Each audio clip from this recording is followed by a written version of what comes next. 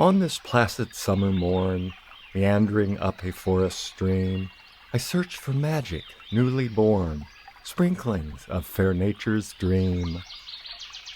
And soon I find a sweet delight, drifting, darting left and right, in pools beneath the riffled light.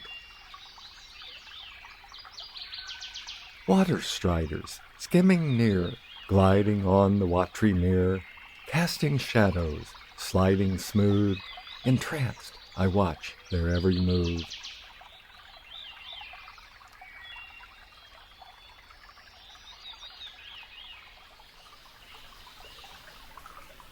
If you've walked along creeks or explored the edges of lakes and ponds, you've surely seen them. Spider-like insects with long, thin legs, inhabiting the surface of the water. They often gather in groups in still pools and dart erratically here and there when disturbed. They are called water striders, or else pond skaters, or even Jesus bugs, for obvious reasons. Microscopic hairs on their outer legs repel water, resulting in an air cushion that allows them to rest on top of the water without breaking through the surface tension. Though weighing just a tiny fraction of an ounce, their feet do push down to create slight depressions on the water's surface that act as concave lenses that disperse light and cast dark, oblong shadows on the sand and rocks below. Quite often, one notices their shadows first, the striders themselves being less apparent until they disrupt the water by moving.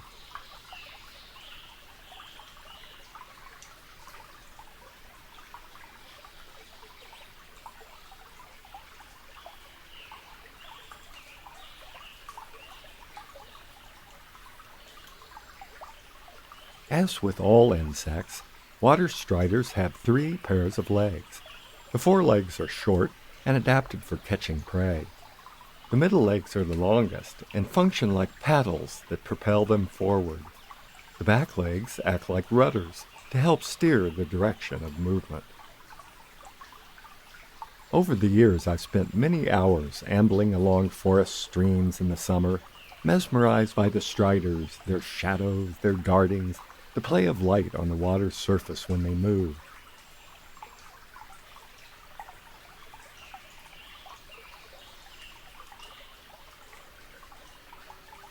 And I'm fascinated by the tiny waves they generate that ripple outward in concentric circles, often crossing over one another to create more complex wave patterns before dissipating.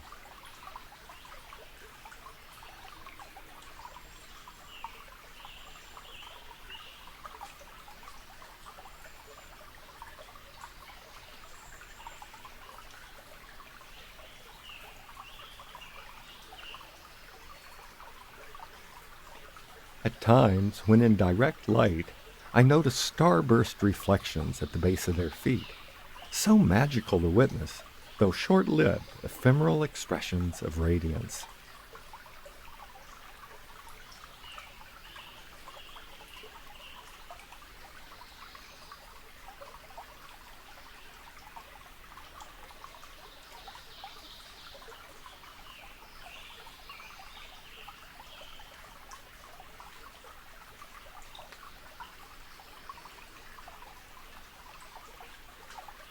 Water striders appear to live as a large, happy family, the slender adults often being accompanied by smaller, chunkier immatures. I've never seen them fighting, although I'm told that mature males will defend small mating areas in which they wait for receptive females to float by.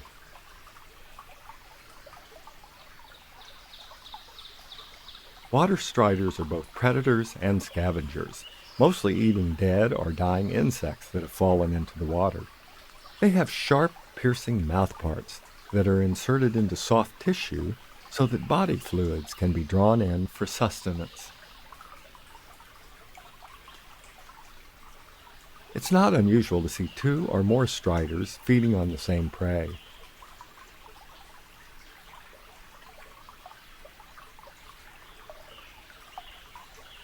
While I consider myself a naturalist and take pride in knowing about the creatures I observe, my fascination with water striders has more to do with how they interact with light than it does with the depth of my knowledge of their natural history.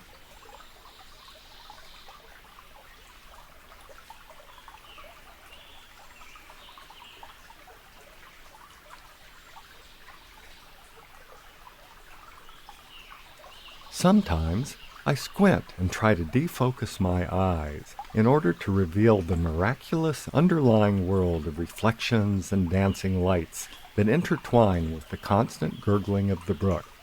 Celestial music, transmitted by light as well as sound.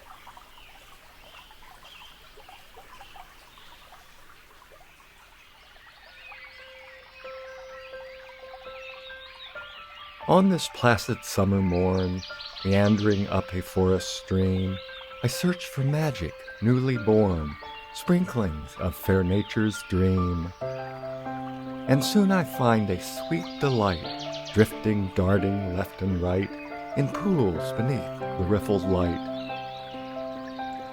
Water striders, skimming near, gliding on the Wat'ry Mirror, casting shadows, sliding smooth. Entranced, I watch their every move.